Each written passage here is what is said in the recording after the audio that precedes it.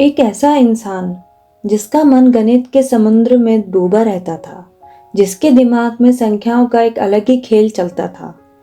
रामानुजन, एक नाम जो आज भी मैथमेटिकल ब्रिलियंस का प्रतीक है। आपको पता है कि रामानुजन ने बिना किसी फॉर्मल ट्रेनिंग के दुनिया के सबसे मुश्किल मैथमेटिकल प्रॉब्लम्स को सॉल्व किया था। चलिए आज इस वीडियो में जानते हैं उनकी कहानी, उनका स्ट्रगल और उनकी लेगेसी।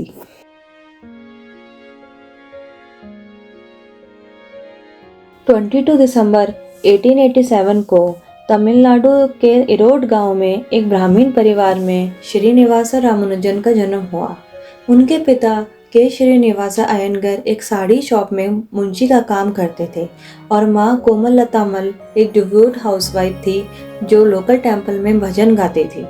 रामानुजन का परिवार फाइनेंशियली स्ट्रांग नहीं था, लेकिन उनका संस्कार और वैल्यूज उनके माँ पिता से जुड़े रहे। उनका बचपन कुंभकोणम में बीता, जहाँ उन्होंने अपनी प्रारंभिक शिक्षा शुरू की। उनका इंटरेस्ट हमेशा नंबर्स और पजल्स में था। वो छोटी सी उम्र में ही एक स्लेट लेकर संख्याओं का खेल खेलते रहते थे। उन्होंने मैथ्स के लिए अपनी एक नेचुरल एफिनिटी दिखाई, जो उनके टीचर्स और परिवार के लिए एक सरप्राइज था।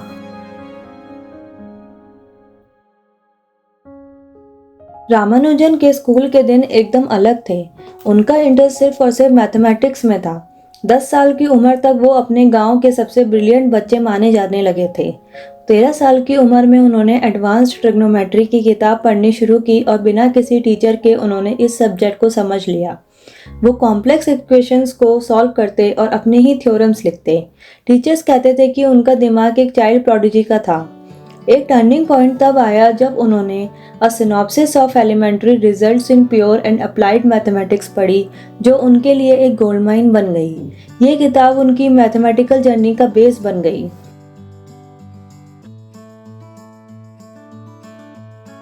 जितना एक्स्ट्रा ऑर्डिनरी रामानुजन का टैलेंट था, उतनी ही उनकी स्ट्रगल्स भी थे। उन्होंने कुंभकोणम टाउन हाई स्कूल में अपनी स्कूलिंग कंप्लीट की और स्कॉलरशिप भी जीती, लेकिन कॉलेज में उनका फोकस सिर्फ मैथमेटिक्स पर था। बाकी सब्जेक्ट्स जैसे इंग्लिश और हिस्ट्री में वो फेल होने लगे। मद्रास यूनिवर्सिटी से उनका ड्रॉप आउट होना एक बड़े सेटबैक जैसा था। फाइनेंशियली स्ट्रगल के कारण उनका एकेडमिक करियर रुक गया, लेकिन रामानुजन ने हार नहीं मानी। उन्होंने अपने काम को अकेले ही कंटिन्यू रखा और अपने थ्योरम्स लिखने शुरू किए।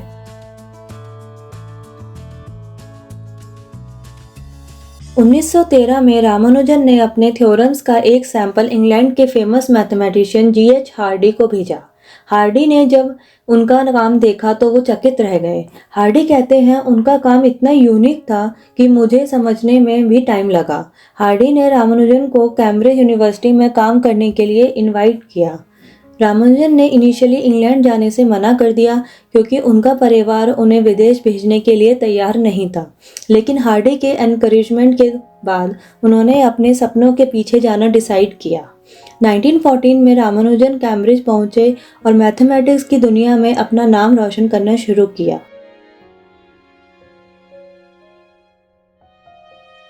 रामानुजन ने अपने शॉर्ट करियर में मैथमेटिक्स को कई ऐसे रिवॉल्यूशनरी आइडियाज दिए जो आज भी रेलेवेंट है।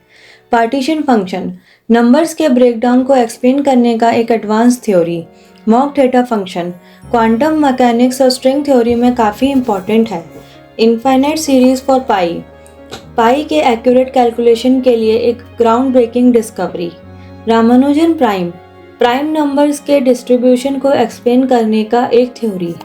रामानुजन्स कंजक्चर्स, एल्जेब्रिक ज्योमेट्री और मॉड्यूलर फॉर्म्स में आज भी यूज होते हैं। रामानुजन के काम का एक खासियत यह थी कि उनके फॉर्मूलाज इंट्यूशन से इंस्पायर्ड होते थे, जो उनके लिए एक डिवाइन कनेक्शन जैसा था।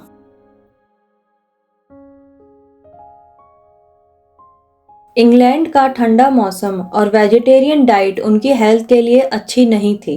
उन्हें ट्यूबरक्लोसिस हो गया और उनकी तबीयत दिन ब दिन खराब होती गई। हार्डी और कैम्ब्रिज यूनिवर्सिटी ने उनका ख्याल रखा, लेकिन रामानुजन के लिए अपने परिवार और देश से दूर रहना एक इमोशनल स्ट्रगल था।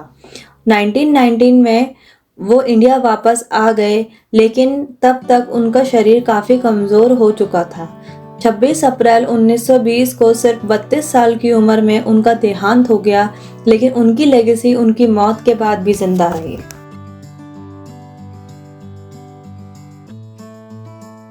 रामानुजन के काम का इम्पैक्ट आज के मॉडर्न साइंस और टेक्नोलॉजी में भी दिखाई देता है। क्रिप्टोग्राफी, ब्लैक होल्स और स्ट्रिंग थ्योरी जैसे एडवांस फील्ड में उनके फॉर्मूलाज यूज होते हैं। नासा और सीआरएन जैसे बड़े साइंटिफिक ऑर्गेनाइजेशन भी उनके काम को रेफर करते हैं। रामानुजन की कहानी हमें ये सिखाती है कि एक इंसान के टैलेंट और डेडिकेशन के आगे कोई भी रुकावट नहीं टिक सकती।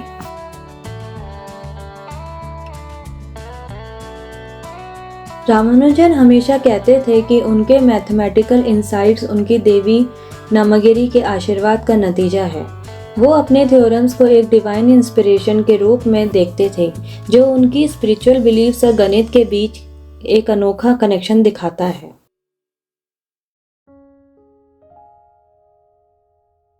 कैम्ब्रिज में हार्डी और रामानुजन की पार्टनरशिप एक हिस्टोरिक मोमेंट थी। हार्डी ने कहा था, रामानुजन का दिमाग एक मैजिशियन की तरह काम करता था। उनका काम मैथमेटिक्स के लिए एक ब्लेसिंग था। हार्डी ने उन्हें फॉर्मली ट्रेन किया, लेकिन रामानुजन के आइडियाज हमेशा उनकी इंट्यूशंस और ओरिजिनलिटी से इंस्पायर होते थे।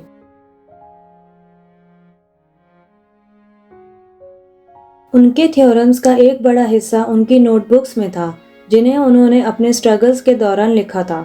1976 में एक लॉस्ट नोटबुक डिस्कवर हुआ, जो उनकी जीनियस का एक और प्रूफ था। इस नोटबुक में उनके कई ऐसे आइडियाज मिले जो आज भी रिसर्च के लिए यूज। रामानुजन के काम का आज की दुनिया में इम्पैक्ट काफ़ी प्रोफाउंड है।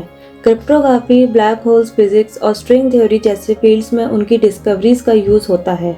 उनके फॉर्मूलाज का एप्लीकेशन आज भी एडवांस्ड रिसर्च में हो रहा है।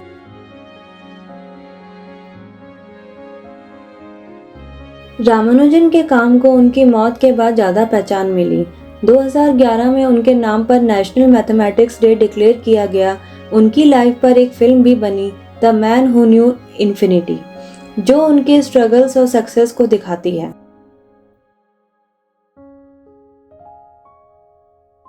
एक बार हार्डी ने हॉस्पिटल में रामानुजन से कहा, मैं एक बोरिंग टैक्सी में आया हूँ। उसका नंबर 1729 था। यह एक ऑर्डिनरी नंबर लगता है। रामानुजन तुरंत बोले, नहीं, ये एक एक्स्ट्रा ऑर्डिनरी नंबर है, क्योंकि ये दो अलग क्यूब्स का सम है, 1 क्यूब प्लस 12 क्यूब और 9 क्यूब प्लस 10 क्यूब। ये इंसिडेंट हार्डी रामानुजन नंबर के नाम से फेमस हो गया। रामानुजन की कहानी एक रिमाइंडर है कि ब्रिलियंस किसी भी बैकग्राउंड से आ सकती है। अगर आपको यह कहानी इंस्पायरिंग लगी तो वीडियो को लाइक करें, चैनल को सब्सक्राइब करें और अपने थॉट्स कमेंट बॉक्स में ज़रूर शेयर करें।